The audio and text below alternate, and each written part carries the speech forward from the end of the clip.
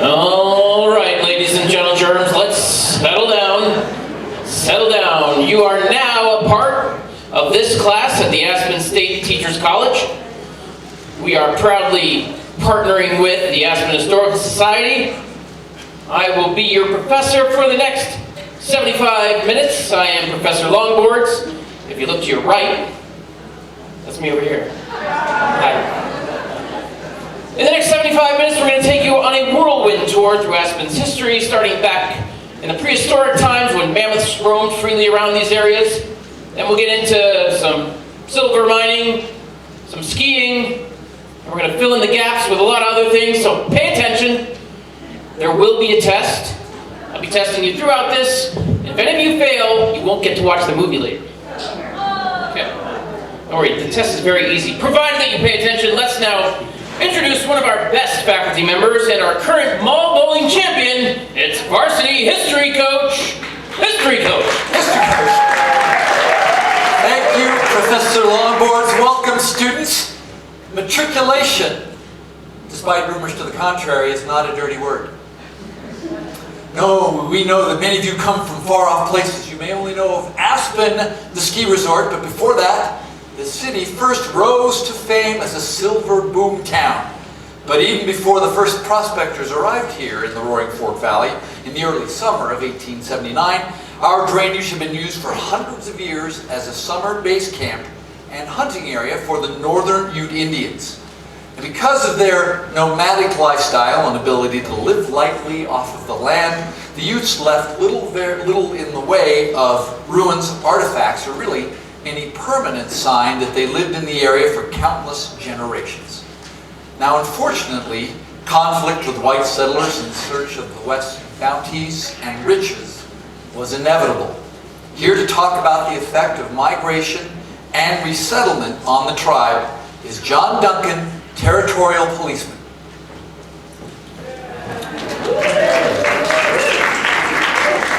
My Markachu, Duayavat, Kaivat, Nudavweep.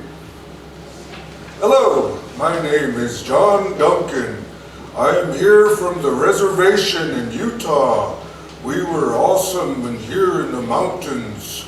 We were over in this area named the Elk Mountains, but we had to move because of this incident with Mr. Nathan Meeker. Now that man was a crazy man, we thought. We said, no, we don't want to raise farms. We want to raise our horses and race them. And then something happened, so we had to move all the way to this place called Utah. And then somebody gave me a badge and a gun, and that made me very happy. So part of my job is to make sure the people stay on the reservation and not go back to this place called Colorado. I hear the miners name it Aspen. So with that, I will let the history move forward. And maybe someday we Utes will have something on our land that will make us very rich. Maybe we will call it oil. So I hope you have a good evening here tonight. And take this that I give you as real news and not fake news. Thank you. Okay, thank you, John. All right, pop quiz. Which Indian tribe was here long before we were? That's right. And what made John Duncan happy? That's right, everybody loves guns. All right, pay attention now. In 1879, the serenity and pristine wilderness was lost to the cacophony of a new mining camp. And as the world discovered that there was silver in them thar hills. So let's meet an early Aspen pioneer. She's Sarah Sterling, which I might say is a very fitting last name for someone in a silver mining town. And let's hear what it was like back in the early days. Sarah.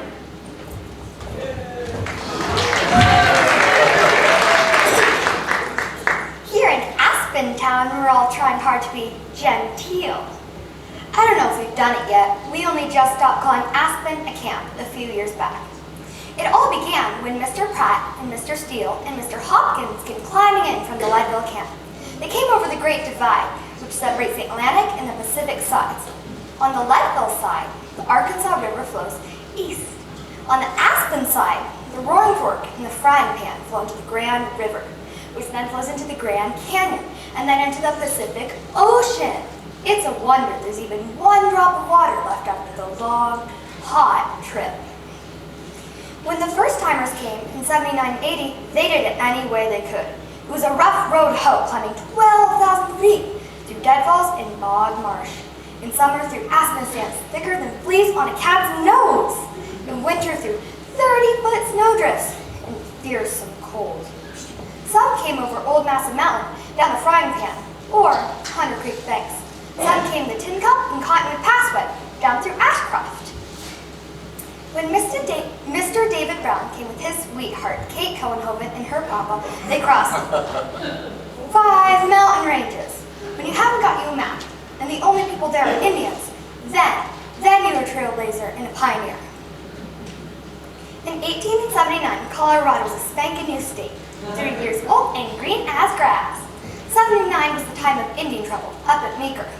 The first few months were touch and go. Silver strikes and Indian scares, but by the day of the big Christmas dinner in 1880, there were 13 women and 22 men in this here camp. They say most of those women were ugly as sin, but they wore skirts and they sure knew where they were wanted. They sat in marble pedestals in their best dresses while the men cooked and served their dinners and rolled all over them instead of the Christmas turkeys. Can you believe those boys forgot the oysters for the dressing and 2 of them strapped on Norwegian snowshoes and raced back up over the divide for them, Aspen to Leadville and back again, a 150-mile trip to fetch oysters? Ew! I like chestnut stuffing myself. Thank you, Sarah Sterling.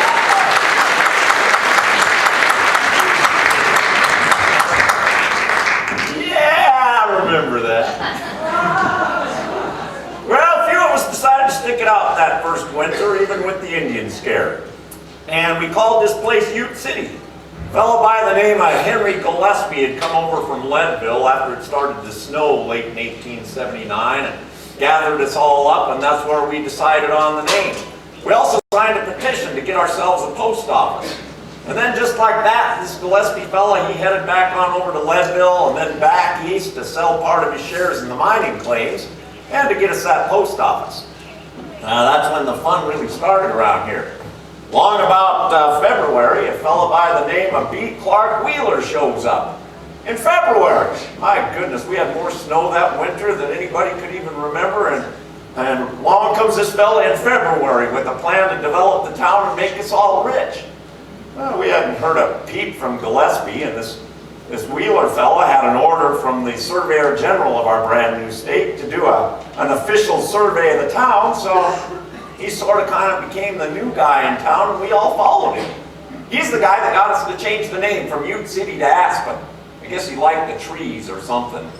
Anyway, that's the name that eventually stuck. So now this Wheeler fella, he hightails it back to Leadville. It was still snowing, it was only March for Pete's sake. He lines up a bunch of money from a bunch of big wigs back east, and we don't see him again until May. It was a long, cold, snowy winter. But even with 5 feet of snow on the ground, we got some digging in. Didn't find much though. We got around on these 12-foot long boards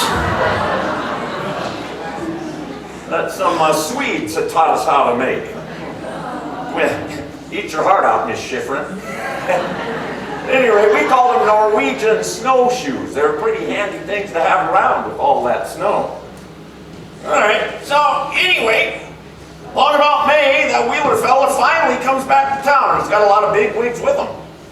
This time, he and his buddy Josiah Dean do a more official survey of the town. You know, one that actually lays out the streets and such. They also had the legal rights to survey where the town lay. The only problem with that was they wanted to kick us off the land we'd already settled on. Developers. Well, anyway, when we threatened to revolt, the Aspen Town and Land Company agreed to fix up the town a bit. You know, put in streets and a smelter, and to sell us back our own plots for $10. We agreed to the plan, but I was a bit peeved that we had to pay money for the land we'd already settled on. $10! It was robbery, I tell you. You know, I never did like those suits that came through town. I like to joke that if a miner is first on the spot, next in line will be a merchant selling him spot polish, and after that, a lawyer selling him spot remover. Well, I guess I better go look for the other half of this high-tech contraption. I hate to hop around on one foot all winter long. Thank y'all. All right, Miner Bill, ladies and gentlemen, Miner Bill. All right, pop quiz here. In what year did the first settlers come over to Aspen? 1979, 1779, or 1879?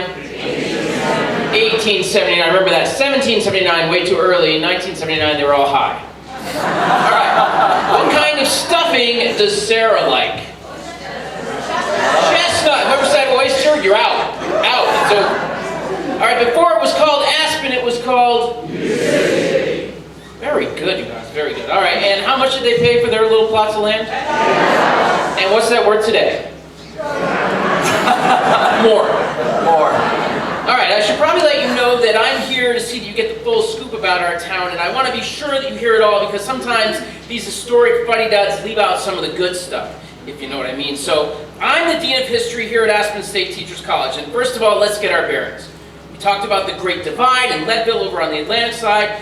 We are on the western slope, and that includes Aspen, the Roaring Fork River, and the Frying Pan down at the Salt. Then the Grand River, as it used to be called, collects our water in Glenwood Springs. The Grand River, Grand Junction, Grand Canyon. Forget Grand River, now we call it the Colorado River. So, the Colorado moves on to Grand Junction, which really should change its name to Colorado Junction, don't you think? And Aspen is now Basalt. So, Ute City, Aspen, Grand River, Colorado River, Aspen Junction, Basalt. Seems like they couldn't make up their minds about things. Anyway, it's time now for another quandary. Now, follow this one if you can.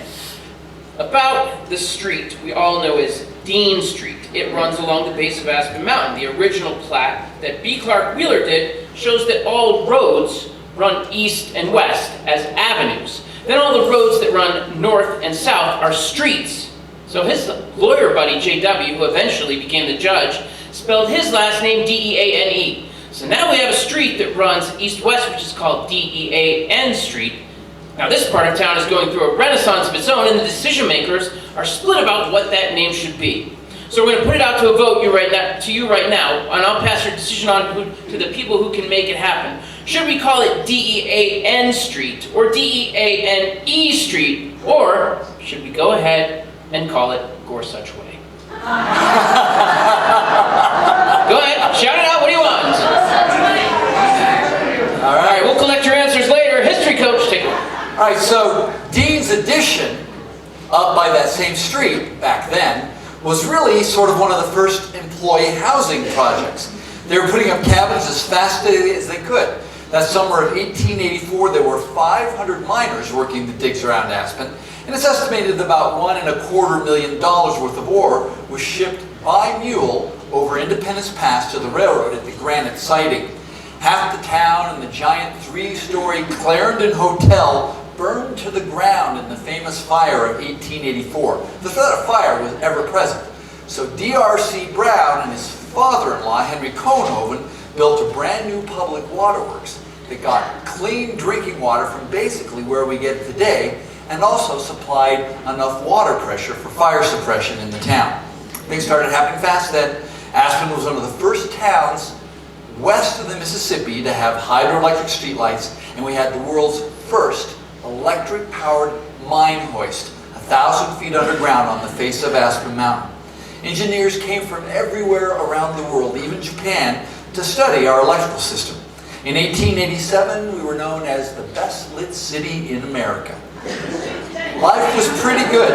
Perhaps what really aided that quality of life was that the town consumed about 35 barrels of beer a day during the winter, and 45 barrels of beer a day during the summer.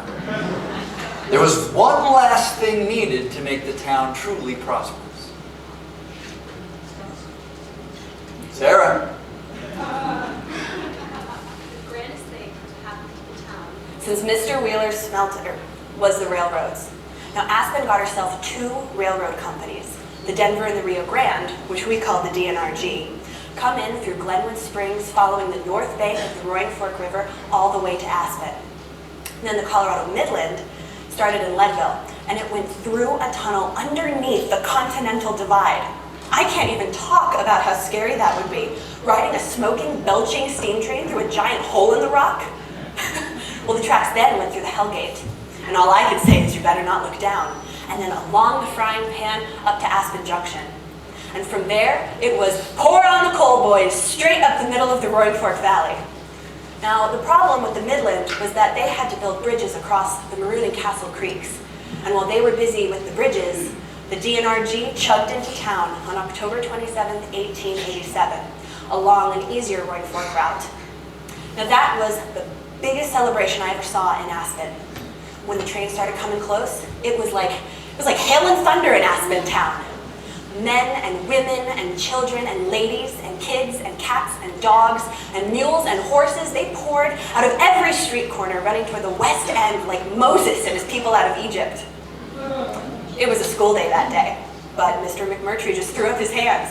Well, and I ran fast to Papa's office in the Cohenhoven building, and I caught him by the hand, and we raced over to the stables, where Mr. Sweet saddled up Bobtail, and then he got on his fast mule and he came too.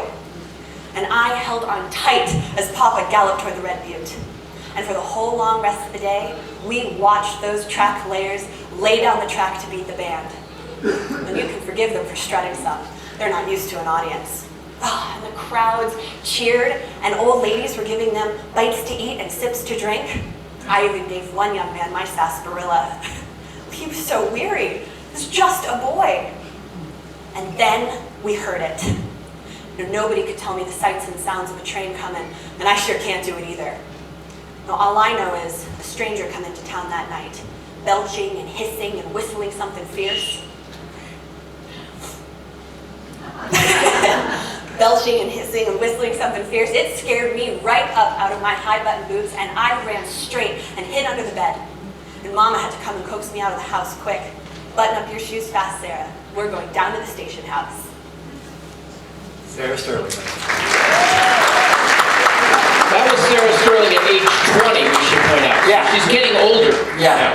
By the way, that thing she talks about, the Hell Gate, if you drive up to the top of the Frying Pan Valley, yeah, you drive right through that thing now. And it drops off about 800 feet. Did a history piece, and back in the early 1900s, there was a snowstorm that buried that train track 30 feet deep in snowdrifts and stranded a train there for about 4 days while they dug it out. Imagine being on that train, not being able to go anywhere. Yeah. The train spurred rapid growth in Aspen. The town was thriving. A first-class hospital was built. Newly minted millionaires were building homes along what became known as Bullion Row. And regular folk were doing okay, with houses renting for about $30 a month, when miners are making about $3 a day. Thank you, history coach, and it's time for a pop quiz here. We need to go back here. We need to review a little bit. Let's see. The Denver and Rio Grande came up from where? That's right. And the Colorado Midland came over the divide. That's right. And which one won? DNRG. All right, good answer. And what did Mr. McMurtry do? Threw up his hands. And see, let's go out too. Extra credit right there, nice one. All right, about our roots. If you pay attention, you can almost feel the stories under your feet when you walk in the streets. And on the other hand, that might just be the mining tunnels that still crisscross us underground. It's said that you can enter a mine shaft up in Lanedo, that's east of Woody Creek, and travel underground in tunnels all the way to the sun deck on Aspen Mountain. Now maybe we should organize a field trip, but then again, maybe we shouldn't, because what would you need if you were going to be going under those tunnels today? That's right, scuba diving. Extra credit there. You can stay for the movie. Now, Longboards, have you seen this diagram? I have not. So look, the X marks the town of Aspen, and that's what we're skiing over on Aspen Mountain when we ski during the winter. And though the tunnels went 2,000 people of the city. Amazing. Okay, one little history thing. Has anybody ever seen Glory Hole Park? Yeah. Do you know how that little water got there? How? It was a cave-in of 2 mine shafts on top of each other. That was a turnaround for the train when it came in. They would turn around the cars right there. A car was sitting on that, and it caved in through 2 tunnels to the bottom, and there was a giant hole in Aspen for about 40 years. People tried to fill it with garbage, old refrigerators, old stoves, whatever. Finally, the town was like, it's time to clean up this dump. So they blocked off the bottom of it so it couldn't drain, and then they diverted a stream from Aspen Mountain's mine, and it filled up and created Glory Hole Park. Excellent. That's why I'm the Dean of History, right here. Well, let's call out our next figurehead of mining history and the early history of Aspen, Jerome Byron Wheeler. All right, Jerome. Thank you. Vision. I had a vision and the drive and enthusiasm to make it happen. From the first time I set foot in this valley in the spring of 1883, I was struck by its beauty. Aspen has a soul that grabs you and makes you want to stay. But I didn't come here for sentimental reasons. This was the Industrial Revolution. Hard rock mining, dynamite, not the old pick and shovel techniques. And I was ready to get involved. Now, the mines here in Aspen were a very low-grade ore. And so I realized that we needed to have something in town to process that ore locally so that we could keep the profits here. And so I set about purchasing a smelter. I purchased the Texas smelter, I financed its completion, and then I purchased coal and coke mines to fuel it, and we began processing that ore here locally. Now, the problem was, as these mines began to pull more and more ore out of the ground, it was more than this one smelter could process, and we had to haul most of it to other smelters by mule. Now, this was not a cost-effective measure, and so I knew that we needed something in this town to get that ore, and we could quadruple our profits, and that was a railroad. Now, the Denver and Rio Grande had already started the leg up from Glenwood Springs, but I wanted a more direct route over to Leadville. So I got together a group of financiers, and we dug a tunnel through the Continental Divide. Made our way down the Frying Pan River to Aspen Junction, and turned up the Roaring Fork into Aspen. Now, we were building a standard gauge railroad, and that required steel in the trestle and bridge construction.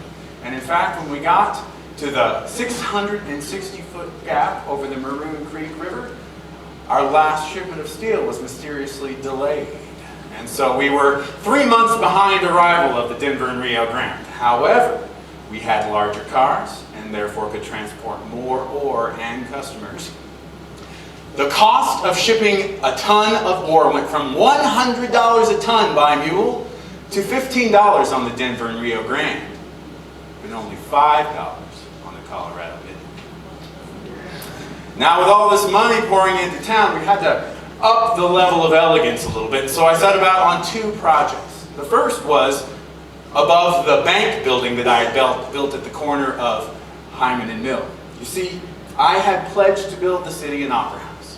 And so on the 3rd floor of that building, I built what was the 3rd grandest opera house in Colorado, behind only the Tabor houses in Denver and Leadville.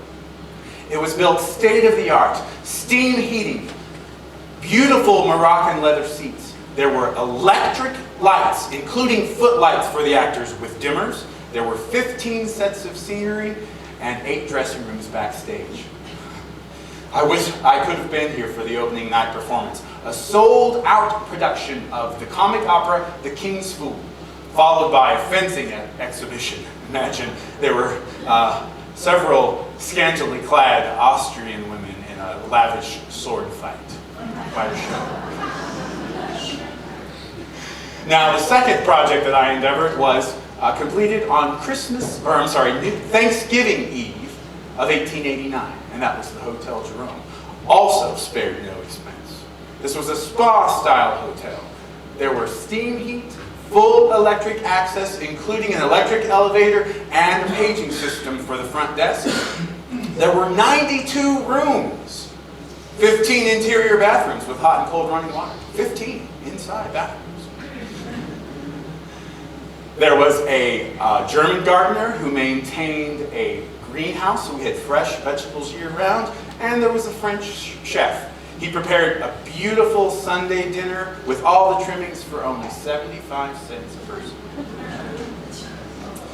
Aspen was bustling, with dozens of trains coming in and out of town every day. There were 4 schools, there were 6 newspapers, there were 11 churches, 26 saloons, 5 billiard halls, there were 3 banks, 2 wire services, there was telephone service, a trolley car, there was a city hall, there was a county seat building, as well as a publicly funded hospital. Unbelievable. Now,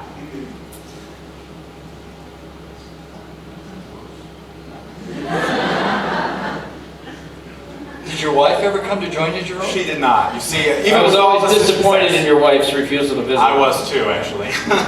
So, despite all of the success, I was unable, actually, to convince my wife to move to town. You see, Because you always forget about her.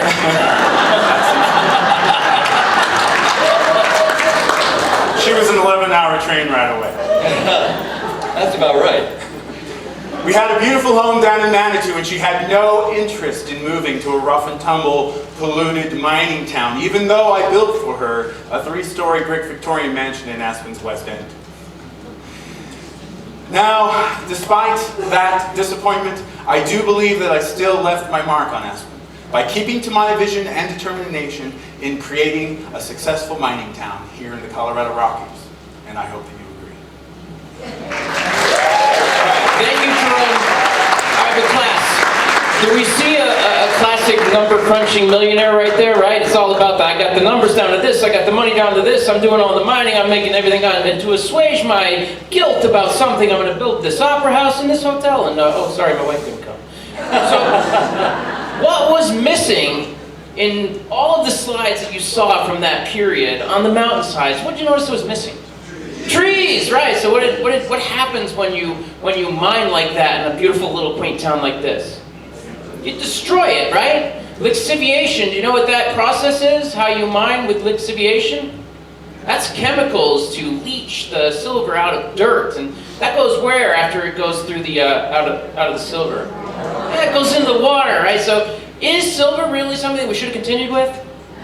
It's a good thing we changed, right?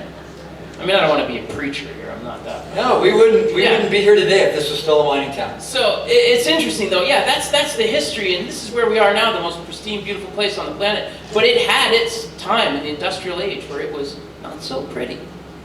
Anyway, I digress, and there's no quiz because of that. So did you notice? There's an interesting theme emerging in these stories, and it seems like the isolation that would have appeared on the surface to be a problem has really proven to be an asset. And you may be sad to know that Jerry, he was known as Jerry by all of his friends, ended up bankrupt after the silver crash of 1893. Still, his 2 buildings downtown and his home in the West End, not his wife, left a legacy for all time, or at least until the next generation decides that these buildings are teardowns. Now, before we move on to the next era, did you do the math? Do you know how many years the mining boom lasted in Aspen, 1879 to 1893? 14 years. Whoever said 6, you're out. No movie for you. Very good, class. I'm sorry, you're back. So let's move on. History coach, take it away. The panic of 1893 affected economies all over the world, and in the USA, gold reserves were plummeting. Essentially, gold was paying for this overproduction of silver as the silver barons went all out. On November 4th, 1893, the U.S. Congress repealed the Sherman Silver Purchase Act, which caused the value of silver to plummet even further. Railroads went bankrupt, the banks that loaned the money to the rail companies folded, and the stock market followed suit. Aspen and the rest of Colorado's silver mining towns plunged into an economic slump, and in many cases, entire communities became ghost towns, literally overnight. Because Aspen was so successful during those boom years, yielding extensive infrastructure, support businesses, 2 railroads, and many permanent brick buildings, we were in a better position to weather this downturn than many of these mining towns were. But our population dropped by half within the first 12 months. But the population and prosperity declined rather gracefully. But the end of the mining boom would herald the arrival of what some of us call the quiet years. Resiliency was a real necessary value, and a passion for place became the hallmarks of these post-mining boom Aspen residents. I'd like you to meet Jeremy Wagner, a valley rancher, and Ella Stollard, who lived in Jerome Wheeler's old house and survived those quiet years.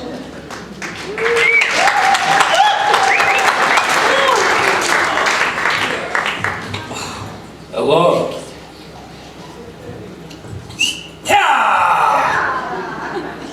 Howdy. My name is Jeremy Wagner, born in the mountains of Val d'Aosta, Italy. I live in Woody Creek now, just a few miles down the road from this theater. There are a lot of people who came here from Italy. Names you'll recognize after you've been here for a while.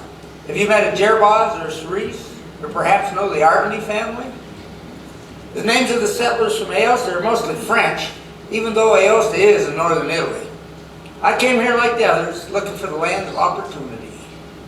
In 1882, I traveled a long way from Italy to Denver, took a train to Granite, and came on over Independence Pass, partway in a stagecoach, finished it off in a horse-drawn sleigh. Damn near froze to death, too. I thought March was spring, at least it was in the old country. I barely stopped in Aspen before going directly to Woody Creek to hook up with my wife's cousin, Fred Clavel, who put me to work immediately. My wages were $200 a year, plus room and board and smoking tobacco. My wife wrote from home saying there was a shortage of carpenters and wanted me to return. I wrote back saying I'd found a new home and wanted her to pack up the family and come join me. Then I bought a deserted homestead next to Fred's place, cleared 20 more acres for farmland, and eagerly waited for my wife and youngins to arrive. When they finally got here, I bought more land because we kept having sons instead of daughters. Our first house was a log cabin built into the bank above Woody Creek, dirt floor, dirt roof, no running water. We're no different from all the other settlers in the valley. We're all extremely self-sufficient, or as my wife likes to say, stubbornly independent. By the time I got here, most of the elk and deer had been killed off by the hordes of white men canvassing the valley looking for gold and silver. So we lived mostly off a lot of fish out of Woody Creek until the runoff from the mine tailings at Lanedo killed the fish. We grow the rest of what we need at home on a ranch, butcher an occasional milk or beef cow to provide meat. We've lost 2 children, babies, out on the ranch. They just got sick and died. We buried them near the house. Their graves aren't marked, but we can show you where they are. Now, at the beginning, it wasn't very easy. I had to learn a new language, and the fields, even when they were partially cleared, needed to be cultivated and developed. Fences and irrigation ditches needed to be built. But we found a ready market for most everything we could produce with the miners in Aspen. About once a week, I load our wagon up with whatever I think will sell. Summer vegetables, chickens, eggs, potatoes, load of hay, and sometimes I put in a little homemade wine, mostly for the trip home. The silver crash didn't affect us too much. We've always lived frugally, so we just tightened our belts a little. Plus, the railroad has proved to be a tremendous benefit to those of us who grow things. It's a convenient way to get produce and livestock out of this valley and onto other areas like Denver, and even as far away as New York City. And our potatoes are famous nationally because they're served exclusively on all the railroad dining cars. Now, we've had a little bit of the West around here that you read about but seldom experience. My brother, Alcide, was killed, murdered near Basalt. He'd been bragging how he could fill his money belt with working on local ranches and gambling. Guy had killed him in the night and fled to Leadville on the Dawn Midland Railroad. But the modern telegram beat him there, and the Leadville town marshal was waiting for him. Word was out, and an angry mob of mostly Italian immigrants also met the lowlife killer. And before the law could gain control of the situation, the murderer was whisked off the train and hung from the tall tree just outside of town. Now, the way justice was carried out doesn't matter to us either way, because we're still down a brother. But we do like those people. It took me 7 years to get my citizenship, and my papers include my wife and 2 sons who were born in Italy. Actually, a bunch of us from Woody Creek all went to Denver together to become citizens, which was a very big day for all of us. We never intend to leave this valley, and since the silver crash, I've been able to corral a lot more ranch land. As a matter of fact, I got enough land put together to put all 5 of my sons into business. And I bought a few more ranches on the side, just trying to figure out what the optimum operational acreage might be. Never did though, not really. But all in all, it's been a pretty darn good life. Now,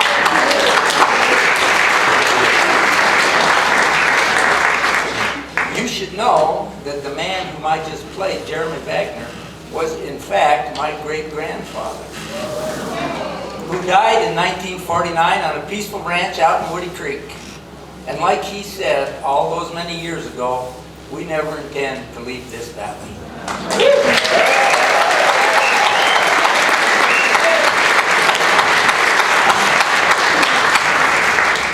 Well, life up here in Aspen wasn't quite as good as things were down in Woody Creek, according to Jeremy. My name is Mariella Stollard. I actually came to Aspen in 1890. I took a train from my home state of New York on my own, following my sister out here to Aspen, and I opened my very own dress shop on Main Street, Patterson's Dress Shop, right on the corner of 5th and Main. And I must have caught the attention of the gentleman who lived down the block, Mr. Edgar Stollard. We started dating and then married, and shortly thereafter. In 1895, in fact on Christmas Day, you must know. And we had a lovely celebration, and he moved into the house that we rented there on 5th and Main, and that's where we lived for several years, having 2 children in that home. And then in 1905, we had the great fortune of being able to rent a beautiful house over on Bleecker Street. I'm told that Mr. Wheeler had forgotten about his wife, and so therefore she never came to this town. And therefore we were able to move into this grand and glorious mansion. Why, it was 3 stories with 4 bedrooms. It had electricity and plumbing inside. I thought we had become the most lucky people in town. I was even able to stop working, and I took up the hobby of photography. I built a little dark room underneath the 2nd floor staircase, and I was able to take pictures of my family and friends. I had a garden outside where I was able to grow vegetables so that we had everything that we needed. But life began to get more and more difficult in town as the mines began to close. My husband worked for both the Wheeler Opera House and the Hotel Jerome. He was the deputy county assessor for a short while. He also sold insurance. Then around 1917, things began to get a little more difficult, but we had the great fortune of buying that big, beautiful house out in the West End for $2.48. Now, we did have to pay for the back taxes. That was close to $147 and change, but for roughly $150, we purchased that big, beautiful home. The next year, I lost one of my children, my youngest. After he died, I feel as though my energy waned. A few years later, my husband also died. He was several years older than I was. My boys stayed with me for a while and helped me, and then they married, though, and moved out. I took in some of my great nieces who helped me with the chores around the house. Again, we had the vegetable garden, so we grew everything we needed. My niece Luiva used to ride the old black cow we had on the property out to the pasture, go to school all day, and then ride the cow back into the pasture. She helped me with most of the chores, but I made sure I did all of the cooking because I didn't want to waste any of the food. As the price of coal got to be too expensive, we started cutting down those beautiful cottonwood trees that rimmed the property, and I shut off the 2 upper floors of the house. I eventually brought my bed down into the parlor, where I'm able to still sew occasionally. I specialize in wedding dresses, so I am still able to sew for a living. I'm eking out a living as it was in this big and beautiful, glorious house. Well, now, we do have some entertainment in the valley. It's not all doom and gloom. The Hotel Jerome has the soda fountain there, and why the Isis plays moving picture shows, and Mrs. Beck and Mrs. Parsons play background piano music. And there's a barn dance up and down the valley somewhere. I don't go so much anymore. But I guarantee you, if I did go, I would know just about everyone there. You know, it's a shame, really. My home was supposed to be full of fancy people celebrating and enjoying good times, and I'm just trying to eke out a living now and keep myself going. Thank you. Thank you, Ella. You're always depressing us. All right, class, quick quiz here. Where did that old rancher say he was from? Okay, and then if we fast forward in history, there was an old author who lived down there who had himself shot out of a cannon after he died. Thank you, good work. What killed the fish? That's right. And now, we have a local distillery that's famous for bringing back the Woody Creek or the Roaring Fork Valley potato. Can anyone name that distillery? Woody Creek Distillers, and they've got some pretty good stuff out there. Anybody tasted it? Yeah. All right, multiple choice here. Loiva, to get out to pasture, rode A, a chicken, B, a cow, or C, a train. Chicken is right. That was right. Trick question. Sometimes, some afternoon, y'all might want to go and visit the Winterskol Museum where Ella is from. That's actually where the Historical Society is. And on an additional side note, you might want to visit the Smuggler Mine, where they give an amazing tour of the mines. And you might also want to visit the Holden Road Mining and Ranching Museum, just on the edge of town. All those places are really fun places to visit. You can see the Victorian home the Stollers moved into, and you can sit in the parlor where Ella lives at the Wheeler-Stollard house. And if you go to Woody Creek, you can still find a Wagner or two. You won't find Hunter anymore. And I noticed that everyone had to have 3 or 4 jobs, even in the early 1900s. Some things never change. In the summer of 1936, part-time Aspenite Tom Flynn Jr. moved to California and met America's bobsleigh champion Billy Fisk at a party. Billy had fallen in love with ski towns while competing in Europe and had already met East Coast financier Ted Ryan. This is when the first pieces of the skiing and Aspen puzzles fell into place. Things happened quickly with some serious backing from wealthy Easterners, and suddenly the first ski area was in the planning stages. Famous mountaineers were hired to assess and plan the new ski runs, and by the time the summer of 1937 arrived, the newly formed Roaring Fork Winter Sports Club joined crews from the Works Project Administration to put those plans into action. The sports club is now named the Aspen Valley Ski and Snowboard Club. It's one of the oldest in the country. By the winter of 37-38, Aspen Mountain had the Corkscrew Run, cut by Andre Roche. The Highland Bavarian Corporation had the Lodge at Conundrum, and there was even a lift, the fabled boat tow, powered by an old Ford Model A engine, and for 10 cents a ride, you could ride about 500 yards up Aspen Mountain. You can still see the base of the old Lift 1 over on Gorsuch Lane over there. But you better hurry up because the whole area may be redeveloped, and who knows what will happen next. Yeah. Now, this is a bit old, this script, so if things go according to plan, we might still get an Aspen Historical Society museum. We still might? Yeah. We're still in it, ladies and gentlemen. And if we do, we'll have to name that, and because of the history on that street, Michael has proposed that they call it the Aspen Historical House. Hey. Did I say that right? Pretty close. It's his joke, I can't do it. Anyway, they can be a place where lonely students and their teachers go at a cold dike night to learn about. Yeah, I think that's But, funny there, longboards. That's fine. All right, I have it on good authority that gentlemen in the know, this is a true story, that after they moved the red light district from around Gondola Plaza on Durant, where it is now, back over to Dean's Addition, the area we're talking about right now, that the Midland came right through there, and a gentleman in the know could tip 2 or 4 bits or maybe even $1 to the conductor, and they'd slow the train down just enough so you could jump off so you didn't have to walk the 6 blocks back from the train station. All right, I need a favor from you, Mr. Professor Longboards. Yes, sir. We're in 1936, and we've got something special, but I need you to do me a favor, and if you could, would you introduce the history players for me, please? All right. Students, ladies and gentlemen, and the rest of you, my little snow monkeys, ladies, and jelly spoons, may I present, now that they're ready, the Aspen History Players!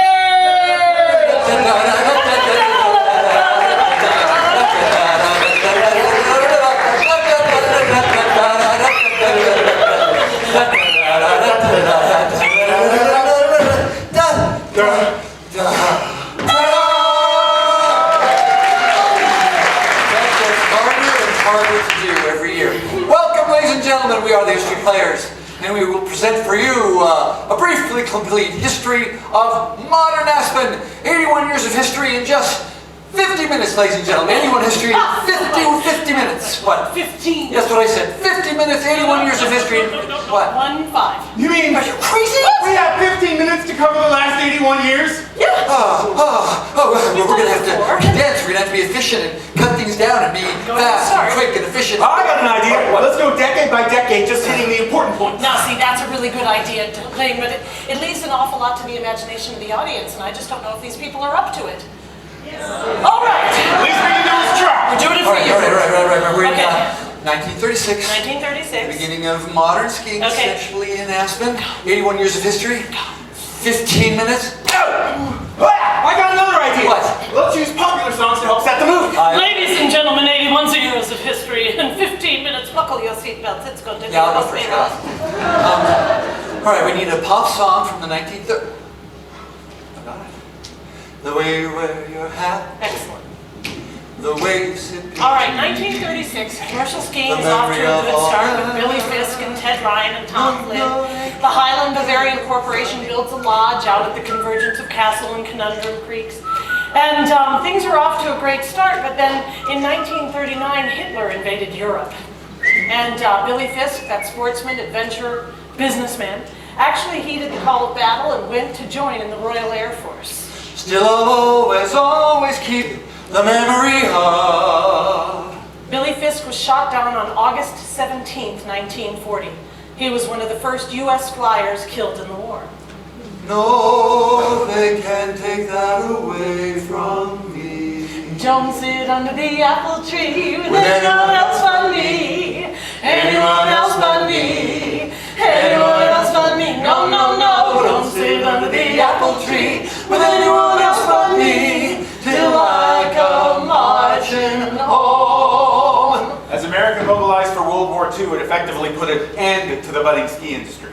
Gas was rationed, and people had more important things to worry about than playing in the snow. Yes, but if the war kept recreational skiers from coming to Aspen, it brought skiing soldiers to the state and to the valley in the form of the men of the 10th Mountain Division of the U.S. Army, formed specifically to combat Hitler's crack troops in the Alps.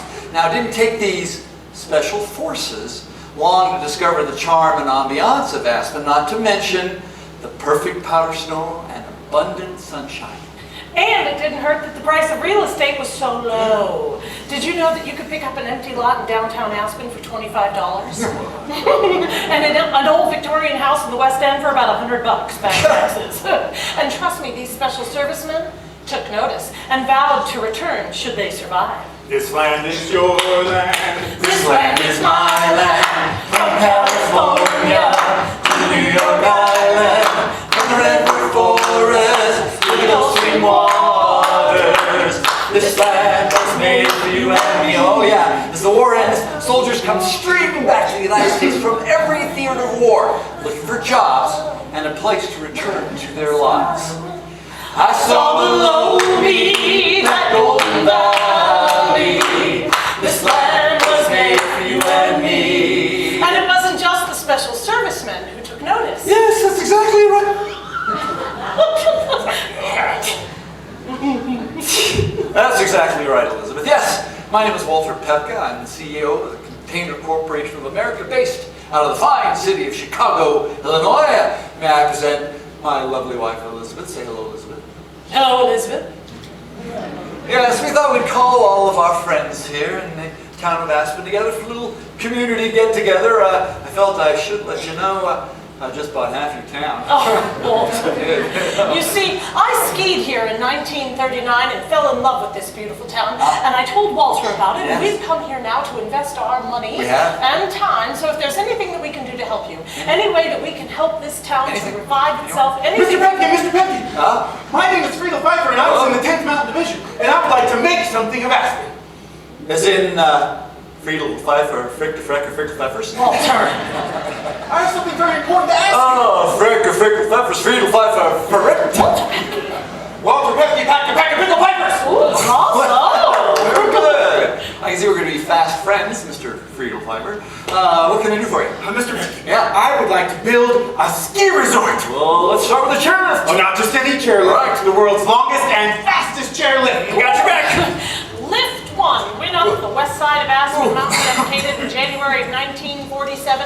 At that time, it was the world's fastest. It was the world's longest. It was the world's highest chairlift. It took you a mere 45 minutes to reach the top of the mountain. And that was in a single chair, by yourself, 45 minutes at the top. Now, Things got a little sweeter in 1948 when you could take a charter flight into the Aspen airstrip.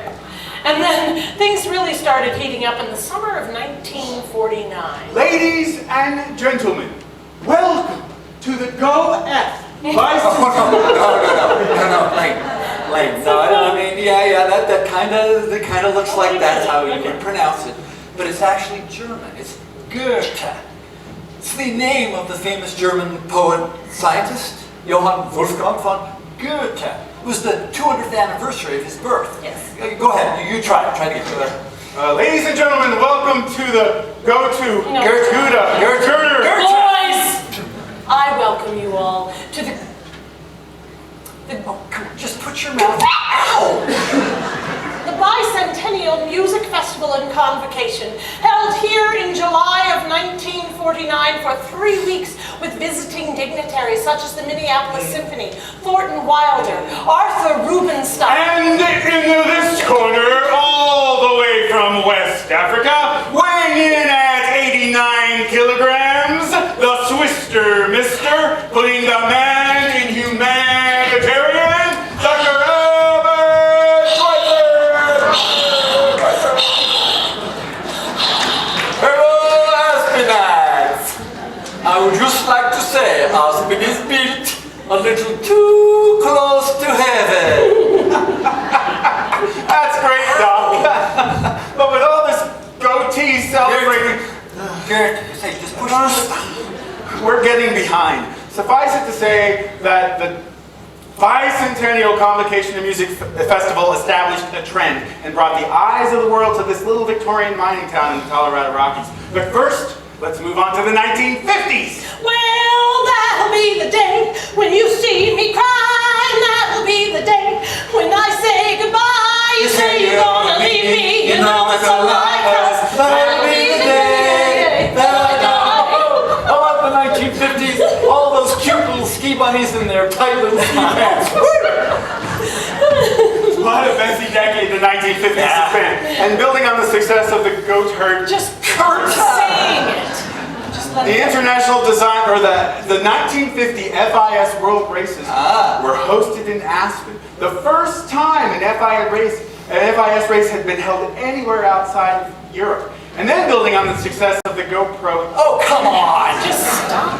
The International Design Conference, the Aspen Music Festival and School, and the Aspen Institute were built on those foundations. A sprawling modern campus was designed and built by Herbert Bayer on the old racetrack in the West End. And the entire valley began to embrace the pep peace, mind, body, and spirit, the Aspen idea. Great thinkers, movers, and shakers, artists became the norm. And with the marriage of commerce and culture. I'm cultured.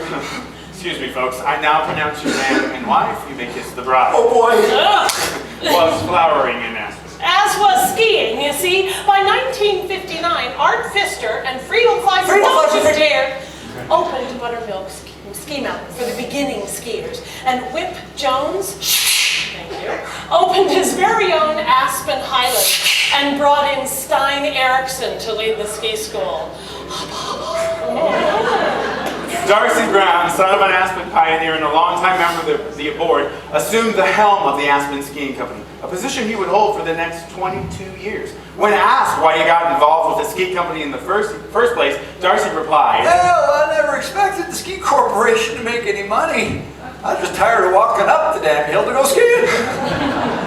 as CEOs of opposing ski companies, Darcy Brown and Whip Jones would butt heads many times over the next couple of decades. What's so funny? I'm sorry. What? He said butt heads.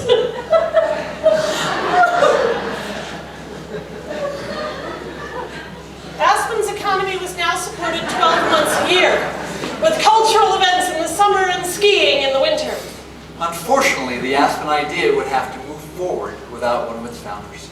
Walter Pepka passed away at the age of 63 in 1960.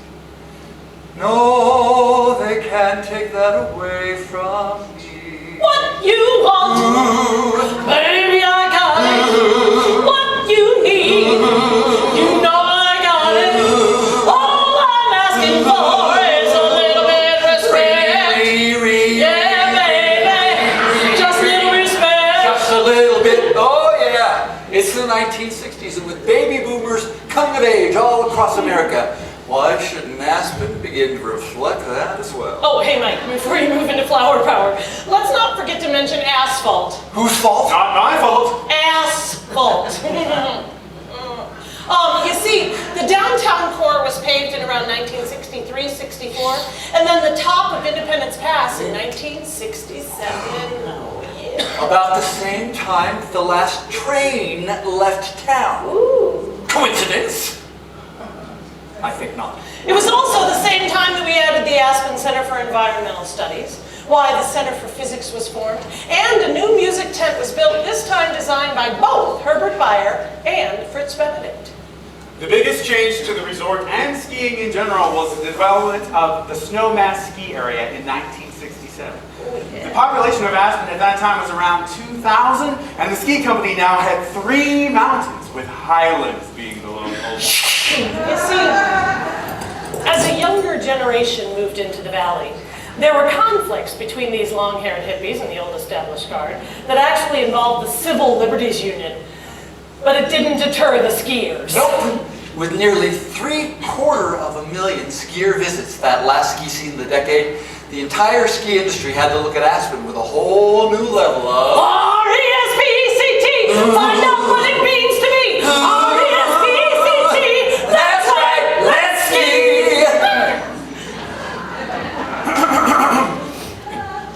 It's high noon in 1970 Aspen as the conservative powers that be are insulted and assaulted by the forces of freak power, embodied by Hunter S. Thompson. Confusing, really, as Mr. Thompson is not a long hair, but has no hair. Nonetheless, during the 1970 election for Pitkin County Sheriff, Hunter ran a freak power campaign against the incumbent, a tall, lanky cowboy, and lost. But the stage is set for more conflict between the idealists and the greedheads, the forces of business and beauty. Stay tuned.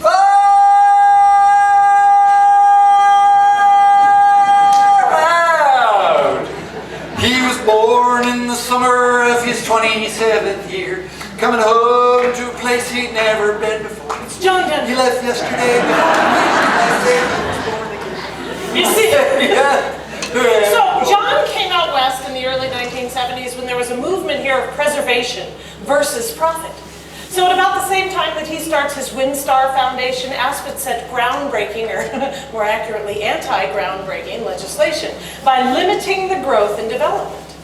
That didn't stop Aspen from achieving the highest cost of living index in the United States by the end of that decade. That's right, we added the downtown pedestrian malls. Well, a new art museum was put in the old Hunter Creek hydroelectric plant, and a new hospital was put out on the west side of Castle Creek.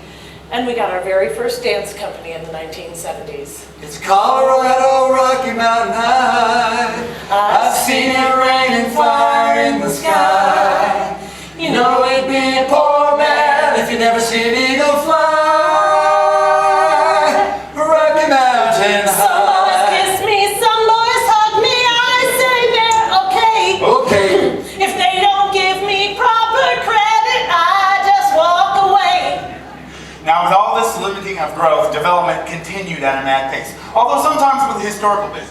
Both the Hotel Jerome and the Wheeler Opera House were renovated in the 1980s. Oh, they can beg and they can plead, but they can't see the light. That's right. The boy with the cold hard cash is always Mr. Right. Yeah, even the ski company gets into the act, building the Little Nell Hotel complex at the base of Aspen Mountain, and completing in 1986 the 40th anniversary of the original Lift 1, the Silver Queen Gondola. The biggest difference, it now took just 15 minutes instead of 45 to get to the top of the mountain, and you've got 5 people to talk to. In addition, the county made improvements to the existing airport and built a brand new jail. 'Cause we are living in a material world, and Aspen's a material girl.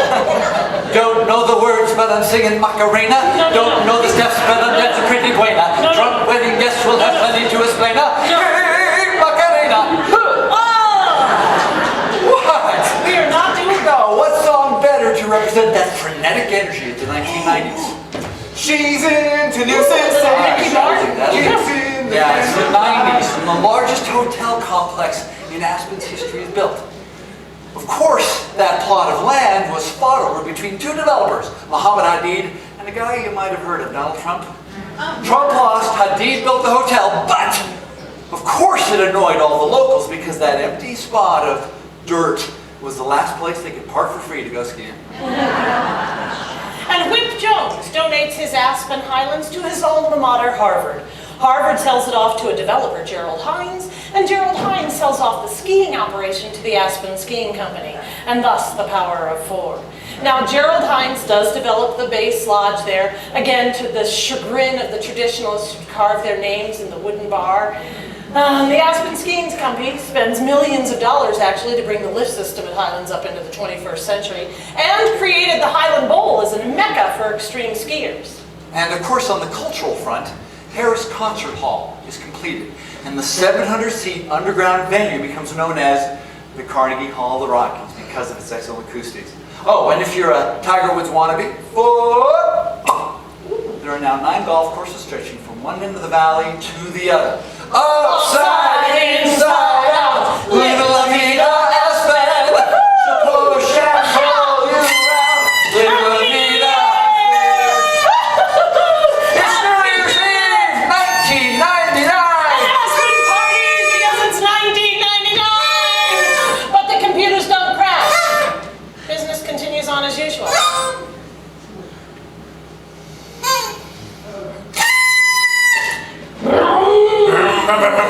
Don't forget the roundabout! And then in the middle of the development of the Snowmass Base Village, the economy crashes. Wait a minute. Just like silver crashed over 100 years before. So when things get heated up and we're really flying in the 2000s, they sort of crash with a recession.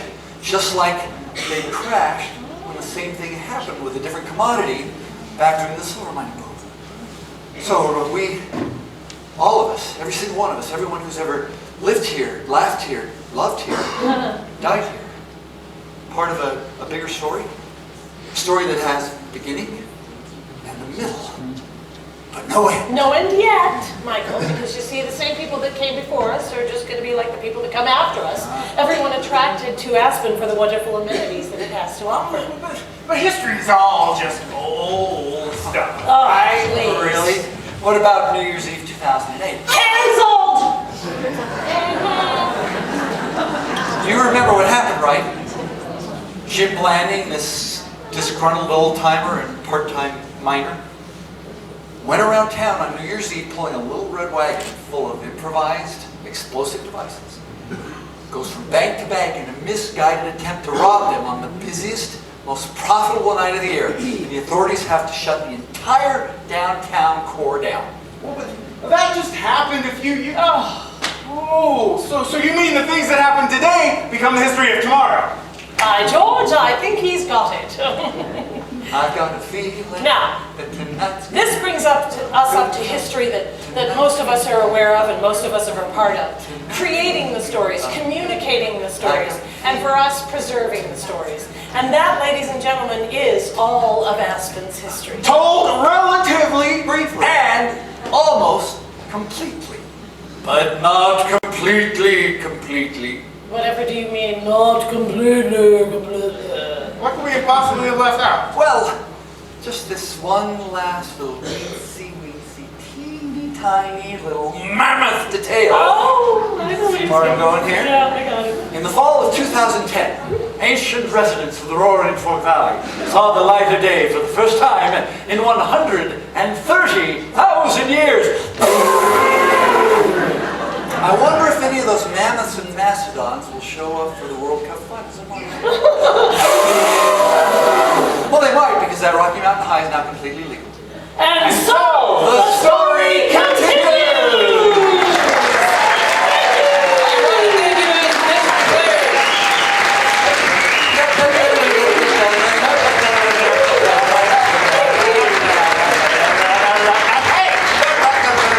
Okay, this is all multiple choice here. Is it A, go to, B, goat herd, or C, Gertug? Excellent. Next one. Pepke's Aspen idea of the integration was an integration of A, mind, boobies, and spirits, B, men, barbells, and speedballs, or C, mind, body, and spirit. Okay, good, good. There's more. Okay, whose fault? Asphalt! Nice. John Denver's real name was A, John Jersey, B, John Springfield, or C, John Colfax. That was a trick question. You all get to stay for the movie. Good job. As part of their developers' deal with the city of Aspen, the developers of the Ritz also agreed to build A, an orphanage for children lost during ski lessons, B, a new airport for bigger jets, or C, the Silver Circle ice rink. Silver Circle ice rink. They built it. That's what they did. In the contest of what to put in the center of the new Aspen roundabout, the worst idea was A, a jail, B, topless dancers, or C, a McDonald's with a revolving drive-thru. Okay, I've taken up enough of your time. Let's get back to history, players, ladies and gentlemen. 74 years of history and completely just in 15 minutes. Congratulations. If you ask most long-time locals what their favorite time in Aspen was, without exception, people would love to talk about the 70s. Love to talk about it, they can barely remember it. It was the subject of the previous exhibit in the Aspen Historical Society, Out of Your Mind, Body, and Spirit, Voices of Aspen 1975 that are still in your head today.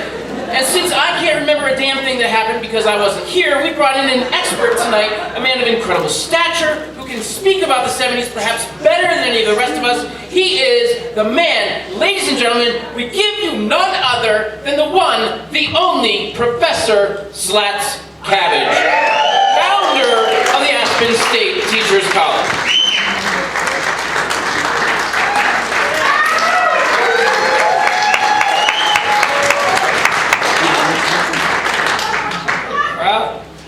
First things first, I'd like to say that final exams are canceled.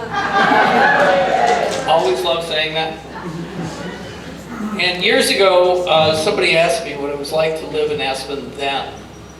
And I said, well, let me put it this way. It was like living among the highest concentration of the craziest, most creative people you've ever met in your life. And the only thing we just said no to was last call. One of those people was Al Pendorf. There he is.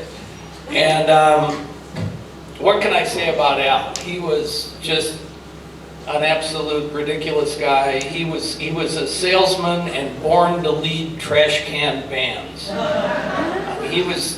He could whip a group of people together and within minutes have them into a precise drill team of the ridiculous. And absolutely every parade he was ever in, they won first prize. He never lost. He also had a print shop, and it was equipped with an old offset printer that he called Old Betsy. So that was kind of the beginning of that. And Al and I always thought that the map of Aspen kind of resembled a college town map, because the way we put it together, the restaurants were, campus, study halls, campus coffee shops, and so forth. And we always joked about it with the freshman class coming in the fall. And one night I was bartending and the phone rang, and Al and I would talk about this a lot. The phone rings and he goes, "Slats, I've got it." And I responded, "Well, I hope I don't get it." And he said, no, I've got it, Aspen State Teachers College. That's what we have to do. And I said, "That's great, Al," and I hung up. Within minutes, I realized it was brilliant, and we started working on it the next day. But we just both really realized how much Aspen reminded us of a college town at the time. So we both had aliases from our days at the Woody Creek racetrack in the mid-70s. I raced a car for Al's Print Shop, and nobody that raced at Woody Creek really wanted to use their real name. You know, so there were all sorts of names. There was Jumpin' Johnny Lightning and Pink Schwartz and Dirty Dan. Well, I adopted the name Slats Cabbage, and that was my name as the racer, and Al took over a name Fulton Begley. Once the college got started, I became Dr. Slats Cabbage, the president of Aspen State, and Al was Fulton Begley III, and he was the Dean of Women and Equipment Manager. This kind of seemed appropriate. If you have a college, you have to have trustees. And so this is what one of our meetings usually looked like. The guy in the middle is Big Jim Furness. He was the supervisor for the mall construction in 1976, and he was a monster of a guy. He was about 6'7", 270, and he loved what we were doing, and I just decided, you know, we really want him on our side. So he became a Herald Center trustee. And so with that, we bought some original t-shirts and banners and mugs and stuff like that and kind of started a store, but then we decided to put Al's Old Betsy to work. And we created the Clean Sweep, which was our monthly newsletter. Actually, I have to backtrack very briefly and tell that we did the other things with establishing a college. We did the colors, was easy, it was green and white. We picked a school song, as we were all Eagles fans, so we thought take it to the limit one more time, kind of worked. But we picked the broom as our mascot. Now, everybody had old pickup trucks with an old broom in the back, and they'd sweep the bed out with it. And so I considered it a symbol of utility, authority, and status. And obviously, the older the broom you had, the longer you'd been around, and so forth. So the broom became our mascot, and the newsletter was called The Clean Sweep. So we started mocking everything in town. And as you can see, we had a championship après ski team on the left there. Housing has always been an issue at Aspen. This was a 2-bedroom unit we found available. And then in one of our early meetings, I said the mall was being built and there weren't any trees yet, and it was being built, and I said, you know, it looks like a bowling alley. I said, a really big bowling alley. And so consequently, we got the supervisor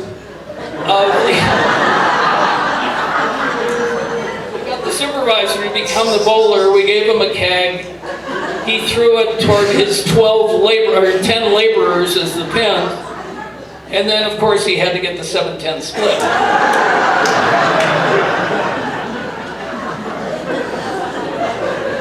It was Carl Anderson. He was the supervisor, just a fabulous guy. We had a lot of other summer activities. Fishing in the mall. You could also kayak there if you wanted. And what summer would be complete without rafting on Main Street? That's Big Jim making a left-hand turn signal. In the spring of '77, I was driving home after a vacation, and I'm coming down Main Street, and I see that the entire yard of the Floridora building at 3rd and Main is gone. It's been excavated.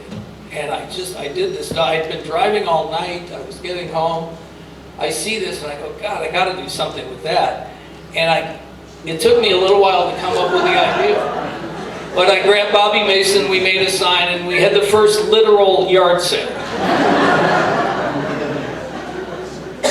So when the fall run comes around, we certainly have to mock the hunters. So I was trying to do something original. I'm looking around the office, and there's a lot of junk there. And I'm going through all sorts of things, trying to find something different to do for hunting. I find a pair of antlers, and finally, way over in the corner of the office, I find this orange Nerf ball. So I put the two together, got my friend Dan Dibble, we drove up the pass, and all of a sudden, cantaloupe season was open.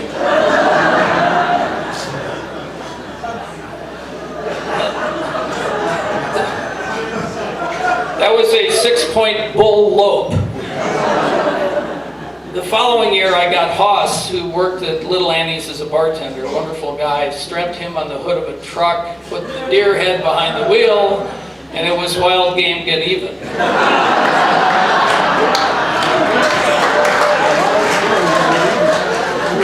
Never thought I'd get applause for that.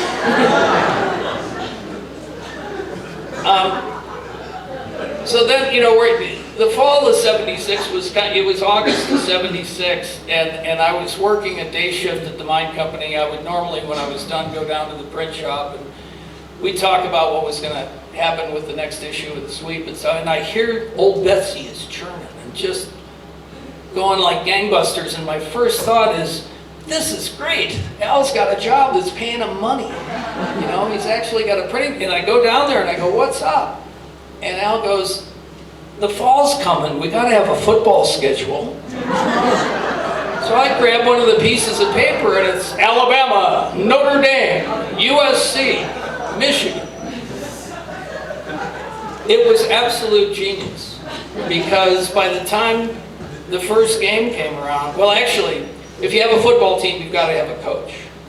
And so our old friend and recently departed, absolutely wonderful guy, Jim Gibbons, who played 11 years in the National Football League, was a realtor here. And we just went up to him and said, hey, Jim, do you want to coach the Aspen State team? And he said, sure. And this is how he showed up. So we knew he had the spirit, and so now we had to attempt to put a team together. So the opening game was a night game against Alabama on a Friday. We knew they were tough. What are we going to do?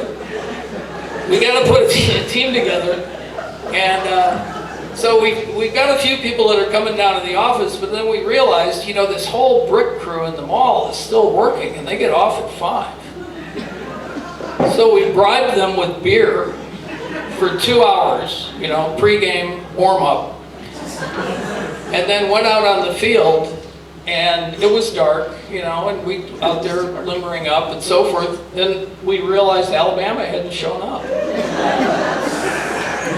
What a break that was. So we took the field, and you'd think this would be easy. It took us 4 plays to score. First down, the guy runs out of bounds. Second down's an incomplete pass. Third down's a fumble. We recovered, but who else would? So finally, the 4th play, we run the power sweep like a well-oiled machine, all the way to the right and down across the goal line. The place goes nuts. We're all yelling and screaming. We can't wait to get back to the office and celebrate. And we did, and Al and I, at the time, what you did, if you wanted to get noticed, obviously no internet, no email, no nothing like that. We sent out press releases. And so, that's like a telegram. You're sending out to UPI and stuff like that. And we're sending those out. There's the team. We're sending those out. And it didn't help that a good friend of ours was a guy named Sam Moses, who was a writer for Sports Illustrated, and he loved it, saw the game.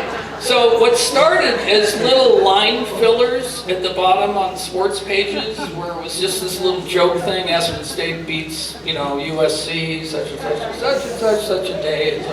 Turned, all of a sudden the phone starts ringing, and it's radio stations. And it was a couple interviews a day for quite a while. And that turned into longer interviews, turned into articles in newspapers, which turned into articles in magazines, which turned into television things. We did the Tom Snyder show, I did To Tell the Truth. We did all sorts of stuff. And it was just amazing how far we were able to take that without spending a dime on marketing.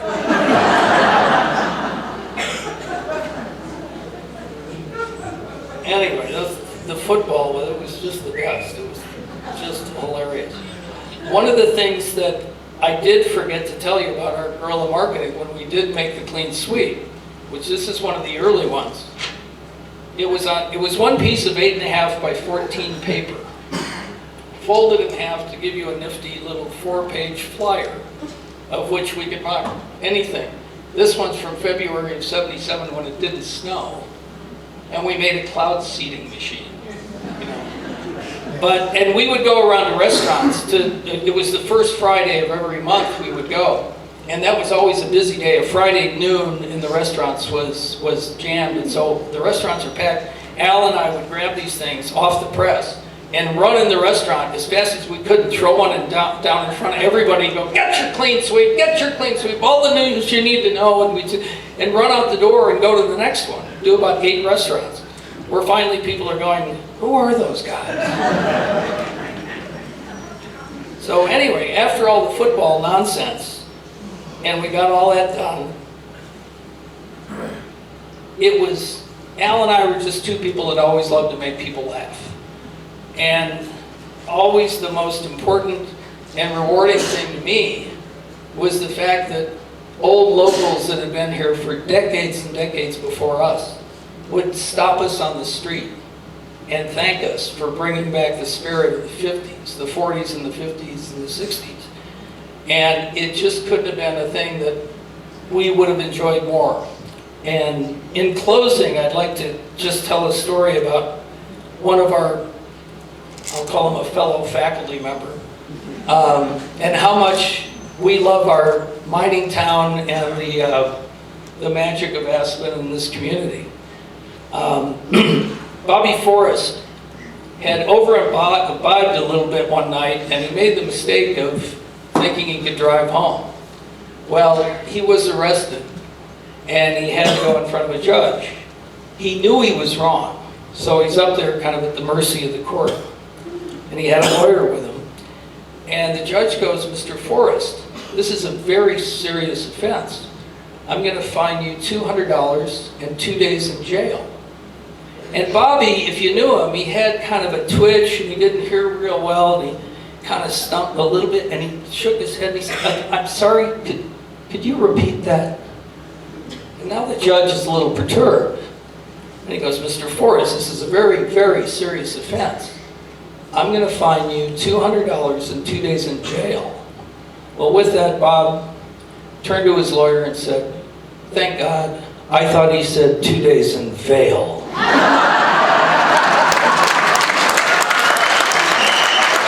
Ladies and gentlemen, the Dean of Aspen Historical College, Flash Cabbage, and might I add, the pioneer of social media and fake news.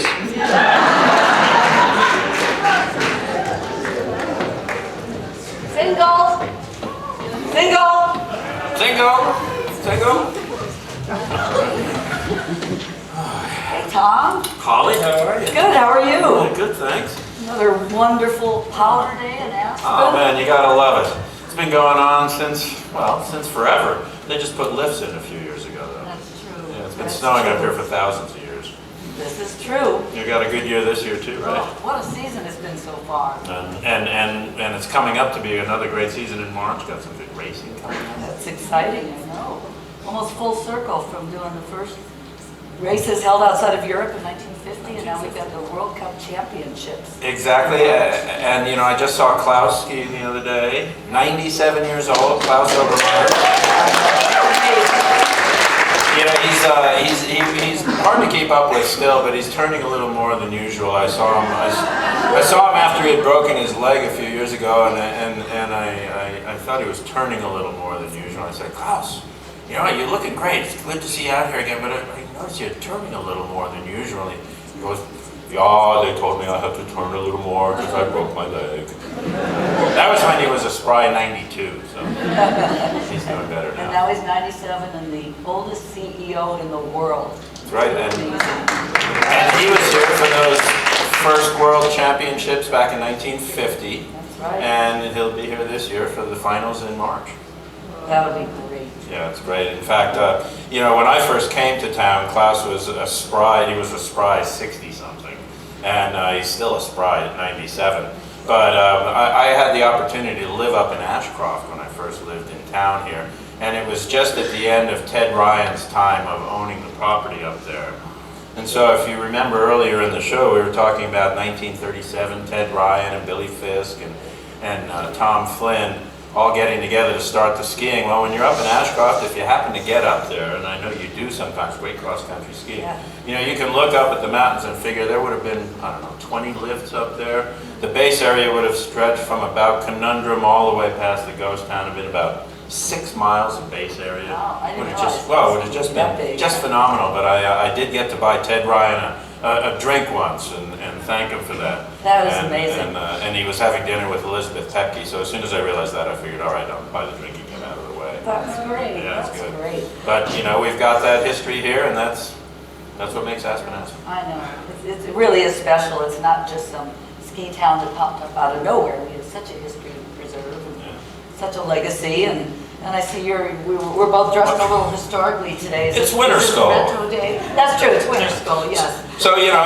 back in the day, we you know, when I first moved here, we skied in jeans. That's what locals did. And then as time went on, and some of the U.S. ski teamers passed some of their clothes on to some of the local skiers, we realized, hey, maybe those stretch pants aren't so bad at all.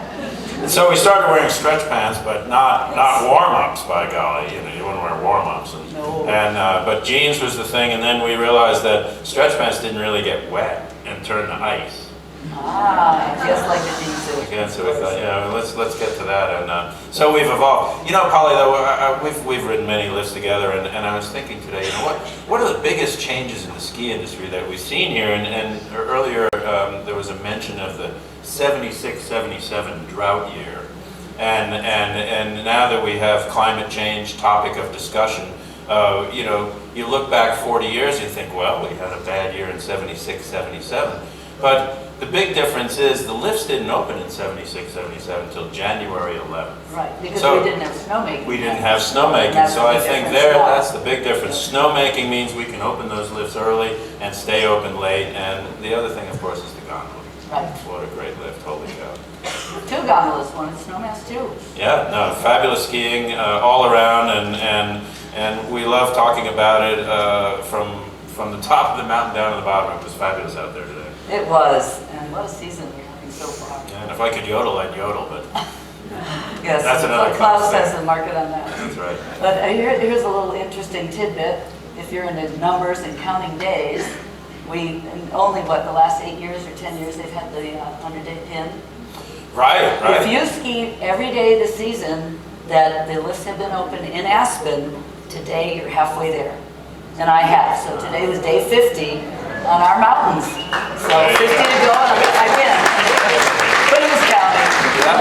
Yeah. Good. Well, you know, the pin is important. I think back in the day you didn't get the pin, you just got really tired. And then we've had so many other great events. I noticed you're wearing your Yeah, I went a 24 little- hours of Aspen jacket. That Yeah, was back in the day, you know, crazy time. Yeah, we'd wear jeans and a flannel shirt and a down coat. Right. That's what you wore. And preferably gloves with some duct tape. Duct tape. So I brought them as well. These still work, actually. But yeah, the 24 Hours in Aspen, another one of those great events that kind of outgrew itself. We both volunteered for Volunteered, that, right? sure. I bet you many of the people out there volunteered for Yes. it. It was a great event. Yeah, how many people volunteered for that one? Yeah, I remember being up on the mountain at midnight, carrying a tripod for one of the ESPN cameramen. Midnight with was a early. radio. I know. It was really cool to be 3 up in the there. morning was really fun. Yeah, I didn't Going do that. I did 80 the miles an night hour shift. down Spar Gulch. But you know, now we've evolved to the X Games, and the X Right. Games is great. We live Huge. across the street, we walk over.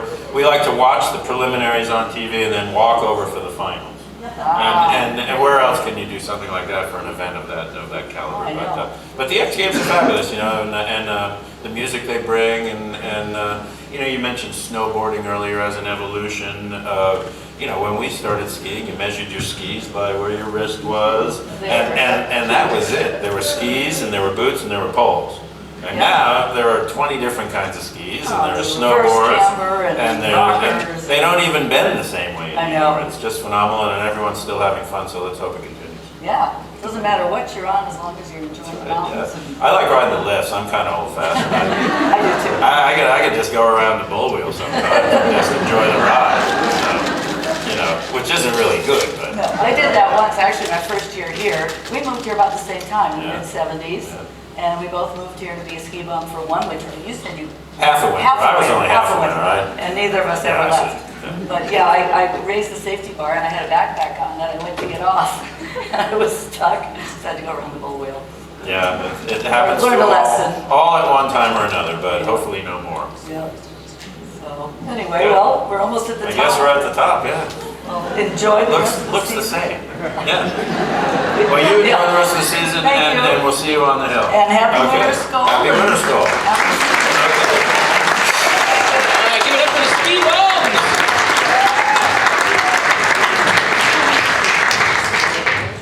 All right, how about those old ski bums, ladies and gentlemen? There is no test, by the way, on either the ski bums or anything that the Dean Slats-Cabbage brought up because he said there would be no test. So you're off the hook there. Am I supposed to be talking right now? Yeah, you're talking. I'm just agreeing with you. Then pipe down then. All right. Thank you, Mike. Okay, it's getting late. Now it's your turn to become a part of Aspen and add to the lore and legacy that we all love. So when you leave here tonight, you know, maybe you're going to be the person that wins the next great race or wins the ice sculpture contest or makes the next great movie or writes the best book about Aspen. And good on you. Get out there and do it. And coming up in just a minute, you're going to watch, you might be watching the movie Aspen Extreme. And I want to point out, when that movie opens, take a look at their first view of Aspen when they come in and see if you can figure out where they shot that entrance to Aspen. Because as you know, it's pretty hard to see Aspen before you get to Aspen, right? And so that brings me up to this last point. Have you looked at a ski map yet, or did you pick one up, a local map, to learn your way around town? Because you might notice that they're quite different, or like me, you maybe did not notice and you're completely confused and turned around. That's because all of the Aspen maps have south at the top instead of north. Because we believe that the alpha and the omega of our sensibility, not to mention our marketability, is the mountains we look up to. So we put them at the top of our world. And it took me a long time to figure it out. I had to learn to do flips just so I could feel right side up. Although I thought my gyroscope was broken, and I'm pretty sure it still is. Yeah, I'm pretty sure it's still broken. Thanks, Vince. Thank you. Class, time to get in shape for the next era. I wonder what we'll end up calling this one when we look back on it. Now, I wouldn't be doing my job if I didn't tell you about some of the things coming up at the Historical Society. Our Time Travel Tuesday author series starts February 7th with a guy named Bruce Ducker, really excellent writer. And then a special event coming out. We just finalized this. It's called History on Tap. And it's going to premiere with a group of backcountry experts talking about the history of backcountry skiing. That's on the 15th. We're in a magnificent venue, one of my most famous and favorite places to be in Aspen or anywhere else, the Wheeler Opera House. We need to really thank the staff and the crew here for allowing us to hold this event here and every year and take advantage of their expertise.